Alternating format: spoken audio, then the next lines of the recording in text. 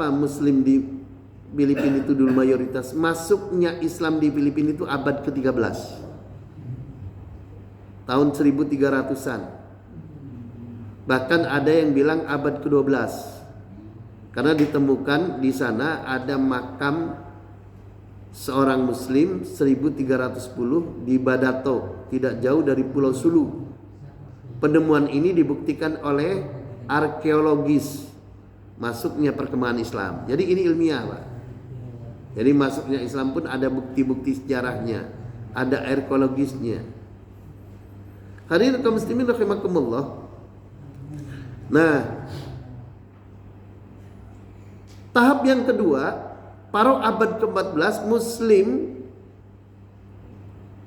masuk ke Filipina juga adalah dibawa oleh seorang ulama Arab yang bernama Karimul Makdum. Itu menjadi tambah kuat. Tahap yang ketiga abad ke-15 itu ada pangeran dari Minangkabau Sumatera Barat yang dikenal dengan Raja Baginda. Raja Bagindo ya. Raja Bagindo. Nah, itu juga membawa Islam ke Filipina. Nah, artinya apa? Kemudian dari sini Islam itu menjadi jaya dan ada 3 kerajaan Islam di Filipina. Setelah Filipina dijajah oleh Spanyol mulai 16 Maret 1521, Kesultanan Sulu itu sudah berdiri sejak 1450. Jadi 71 tahun sebelum dijajah Spanyol sudah ada kerajaan Islam. Nah, hadirin kaum muslimin rahimakumullah, tatkala Spanyol itu menjajah, ini wilayah utara gampang ditaklukkan. Nah, wilayah Filipina bagian selatan itu kerajaan Sulu dan kerajaan Mindanao ini sulit untuk ditaklukkan. Namun dengan perjalanan waktu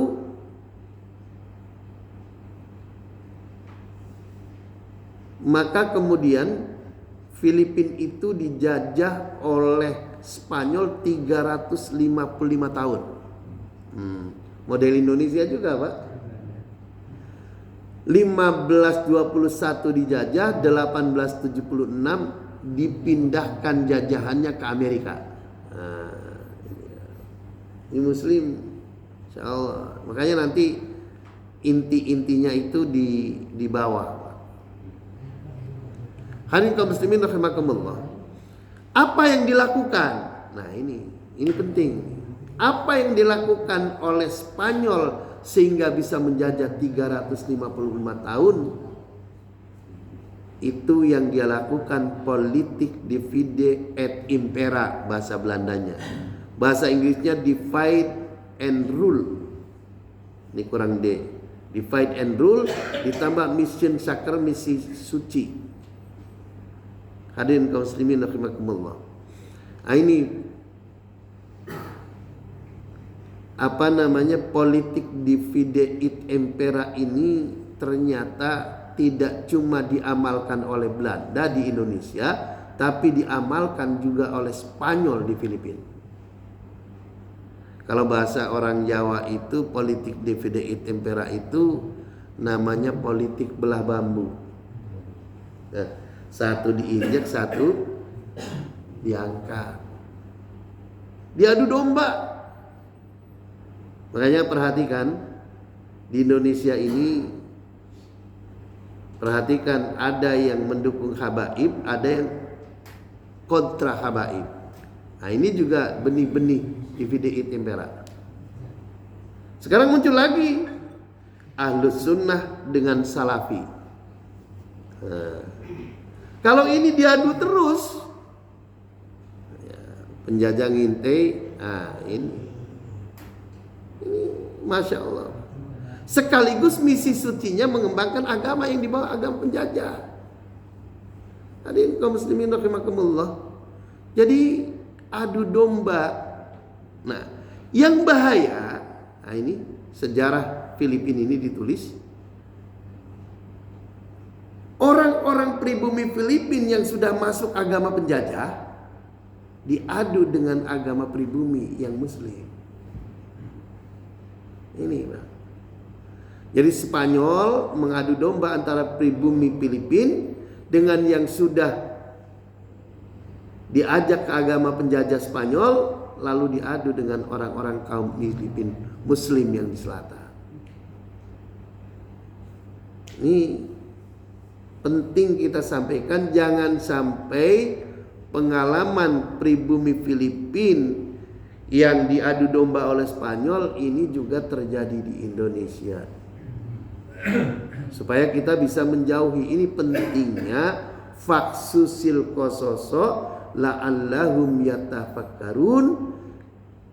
Ceritakanlah peristiwa sejarah masa lalu. Artinya apa? Al-Quran memerintahkan kepada kita untuk kita melakukan kajian perspektif sejarah. Jadi kaum muslimin rahimakumullah, kajian ilmu berdasarkan perspektif sejarah ini penting. Di dalam Al-Quran ditegaskan, kam min fi'atin qalilatin ghalabat katsiratan biiznillah. Berapa banyak kelompok yang kecil bisa mengalahkan kelompok yang besar, kelompok yang banyak. Dulu ketika perang Badar, kaum muslimin baru hijrah 2 tahun ke Madinah, terperangkap menjadi perang. Padahal belum pingin perang, tapi terpaksa perang. Muslim dengan kekuatan 314 dan ada yang bilang 315 bersama Nabi melawan pasukan kafir Quraisy yang jumlahnya 1000 dengan senjata lengkap. Tapi Muslim menang terhadap kekuatan besar. Biiznillah, karena pertolongan Allah. Tapi Al-Quran juga mengingatkan,